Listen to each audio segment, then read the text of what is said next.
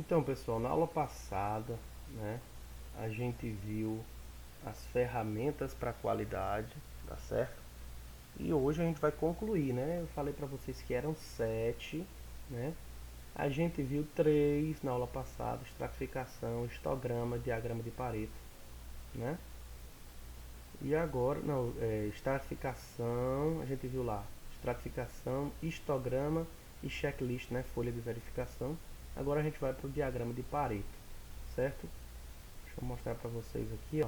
O diagrama de Pareto, ele é muito parecido com o histograma, né? Lembra do histograma da aula passada, né? O diagrama de Pareto, ele é outra ferramenta que você pode utilizar, certo? É um gráfico de coluna também, nas quais se reflete a frequência dos problemas, muito parecido com o histograma.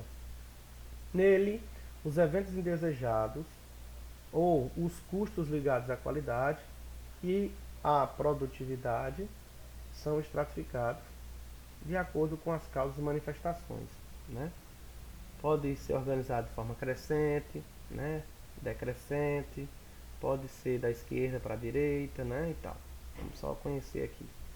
Os estudos sobre distribuição de riqueza entre a população, por exemplo, aqui um exemplo, tá? Deram origem ao princípio de Pareto. Diz que nem sempre o elemento que aparece com maior frequência é o problema mais importante. Tudo depende do peso que ele tem, né? Como diz aqui, segundo esse princípio, diz que 80% da dificuldade vem dos 20% do problema. Olha o exemplo.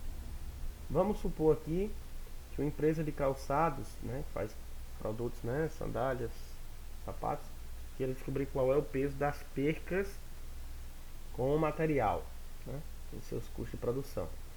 Então, após a gente fazer o levantamento de dados, a estratificação, o responsável por essa pesquisa, ele obteve o seguinte gráfico: olha só, couro 65%, solda 25%, cola 10% e o enfeite 5%, né? Analisando o gráfico, o responsável ele descobre que seus problemas de perca com o couro e com a sola, se eles forem resolvidos, 86% dos custos com perca já estarão eliminados, tá vendo? Se ele conseguir tirar esse produto aqui, esse problema aqui, resolver esse problema e esse problema, 86% já foi embora, está resolvido, né? Então é fácil de entender aqui o diagrama de Pareto. Ó. Você vai conseguindo ver qual que é o problema e vai tentando resolvê-lo para facilitar, tá certo? O diagrama de causa e efeito, ele também é conhecido como espinha de peixe, não sei se vocês já viram falar, tá? Mas é outra ferramenta que permite descobrir os problemas que geram uma má qualidade do produto ou serviço, tá? Ele tem o formato de uma grande seta apontando para o problema. Os ramos que saem dessa seta, eles são caracterizados nos 4 M's, né? As principais categorias causas, né? Que podem causar problemas, né? Que é a máquina, a matéria-prima, a mão de obra e o método. Os 4 M's, tá? M de máquina, M de matéria-prima, M de mão de obra, M de método, tá ok? Esse diagrama identifica apenas as possíveis causas de um problema. Não vai, né, de fato, achar o problema, mas ele encontra as possíveis causas. Por exemplo, o responsável por um restaurante deseja saber por que os clientes reclamam da comida. Depois de se reunir com a equipe, eles chegaram a um diagrama parecido com esse aqui, ó. Tá vendo a seta? Então, qual é o problema? Tá aqui, ó, má qualidade de comida. Então, ele vai puxar aqui, ó, a seta, tá vendo? Essa setinha apontando para cá. Na sequência, ele vai puxando os 4 M's, ó. Primeiro M, máquina, tá aqui, ó. Opa. Primeiro M, máquina, tá aqui, ó. Então, o que pode acontecer para causar má qualidade de comida com relação à máquina? O refrigerador ser pequeno, o fogão está desregulado, a lava-louça está com defeito. Então, com relação à máquina, refrigerador, lava-louça ou fogão. Com relação à matéria-prima, pode ter muito óleo, muito sal, alimento esteja mal cozido, carne dura, alimentos inadequados, armazenamento inadequado. óleo de má qualidade, né? Então tudo isso aqui é matéria-prima. E a mão de obra? Pode ser que tenha poucos ajudantes, pode ser, não está dizendo que é, mas pode ser que o cozinheiro não tenha experiência, a falta do nutricionista. Então tudo isso aqui é a respeito da mão de obra. Quando vem para o método, cardápio mal balanceado, poucas opções, armazenamento inadequado. Então isso aqui faz parte do método. Tudo isso aqui pode gerar o final, que é a má qualidade de comida, tá certo? Para o gerente, esse diagrama ele vai indicar uma série de problemas. Então ele vai olhar cada um deles, né? Cada problema como esse pode gerar outro diagrama de Pareto, né? Tá certo? A solução de cada um vai depender das prioridades que o grupo vai escolher para resolver. Ok? Mas é fácil de fazer, né? Diagrama de dispersão é mais um, né? A gente viu primeiro aqui o diagrama de Pareto, na sequência o diagrama de causa e efeito, também chamado de diagrama espinha de peixe, e agora a gente vem para o diagrama de dispersão. É o terceiro de hoje, é o sexto da nossa lista, né? Então o diagrama de dispersão é um gráfico que correlaciona duas características ou variáveis do tipo peso e altura, quantidade e preço, aumento de temperatura e velocidade, por exemplo, a fim da gente conseguir estabelecer a persistência de uma relação real de causa e efeito. Por exemplo, o dono de uma microempresa que fabrica queijo, ele queria saber, conhecer qual é a relação entre a quantidade de sal e o tempo na água com sal, né, o tempo de banho do queijo, cuja quantidade é conhecida. Então, para cada peça de queijo foi feita duas medições, quantidade de sal e tempo de banho. Então, em vez de se fazer dois gráficos separados, ele colocou tudo num só, fazendo um gráfico de dispersão. Então, fica assim, ó.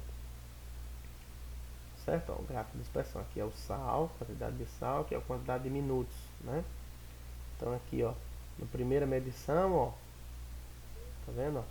Primeira medição, na segunda medição, tá vendo, ó? É o mesmo gráfico com duas medições, estão vendo?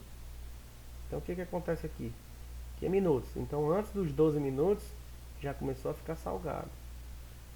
Já na segunda medição, antes dos 14. Então, demorou um pouquinho mais. Só para você entender mais ou menos o que tem a ver, né? Tá bom? Analisando esse diagrama, o empresário ele descobriu que existe uma relação, sim, entre esses dois fatores. Então, a partir de um certo ponto, entre 16 e 20 minutos, voltando aqui, ó, entre 16 e 20 minutos, tá aqui, ó, tá? O sal ele vai começar a ficar, pode até demorar de 16 minutos até 26 minutos, tá vendo? Ó? Não muda muita coisa de sal não, ó. Aumenta bem pouquinho. Já aqui, se eu tirar logo, fica sem sal. Se eu tirar em 18 minutos ou em 25 minutos, o sal é pouco de diferença, né?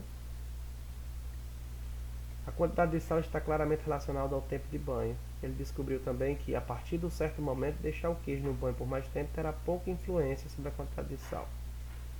Para interpretar a relação, com relação deve-se observar a direção e a dispersão, ou seja, a maneira como os pontos estão distribuídos.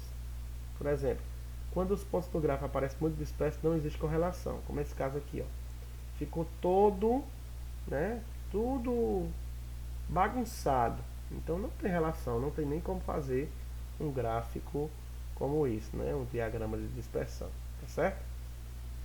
Por último, mas não menos importante, a gente vem aqui para o gráfico de controle, que é usado para pesquisar tendências e padrões que acontecem ao longo do tempo.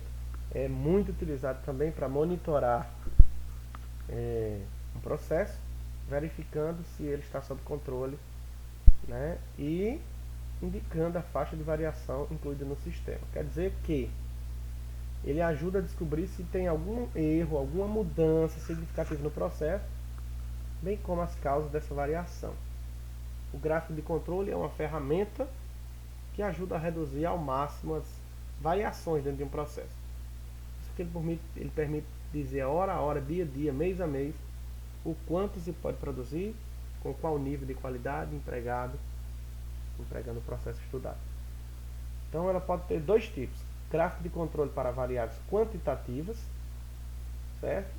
Como, por exemplo, gráfico de controle para o peso, para a altura. Tem quantidade, né? Para o comprimento, para o tempo, tudo isso a gente consegue contar. Gráfico de controle para atributos, né? Ou características qualitativas, como estado civil, se a peça está boa ou está ruim, como sexo, se é masculino ou feminino, então isso aí é qualitativo.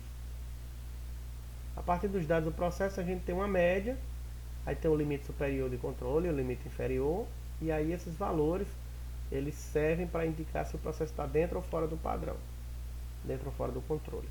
Por exemplo, aqui é a média, né? Essa linha do meio aqui é a média. Eu vou botar uma linha superior, né, de controle, uma linha inferior de controle. Então aqui eu vou dizer que se tiver aqui tá até bom, tá ok, tá tranquilo, tá tolerável, né? Mas se eu passar dessa linha de limite, linha superior ou a linha inferior, então ela está fora do controle, tá certo? Com esse limite de controle, a gente obtém a especificação, é o que quer, né? É um processo que pode estar sob controle, mas fora de especificação. Então, por exemplo, uma empresa empacotadora de café, ela foi multada porque o produto dela não tinha peso indicado na embalagem, que era meio quilo, era 500 gramas. Como achava que tinha sido perseguição fiscal, ele começou a coletar os dados e obteve o seguinte gráfico, olha só. Aqui é meio quilo, né? Gráfico de controle, aqui em cima, né? Ó, aqui embaixo. Aqui é 500 gramas, 500, 505, baixou para 497, tá vendo? Aqui, ó. Talvez ele pegou esse lote aqui, né, ó. Aí deu problema. Mas olhando aqui, ele consegue ver que a especificação dele ele fica entre esse eixo aqui, né, ó. No eixo aqui, ó. Tá? Só que o seu limite de controle tá bem aqui, ó. Então pode acontecer de dar erro, né? Certo? Então, sabendo que a sua especificação ficava entre 495 e 505, né? E seus limites de controle eram 490 e 510, o gráfico nos indica que esse processo está sob controle, mas fora de especificação. Por isso que a empresa foi multada. Tá certo? Nada demais, são sete ferramentas para a gente chegar na qualidade. A gente consegue chegar na qualidade através dela. A gente vai dar uma pesquisada e vai estudar, tá certo? Espero que vocês tenham entendido. Qualquer dúvida, estou aí no WhatsApp, tá bom? Grande abraço para vocês. Fiquem com Deus. Um abraço.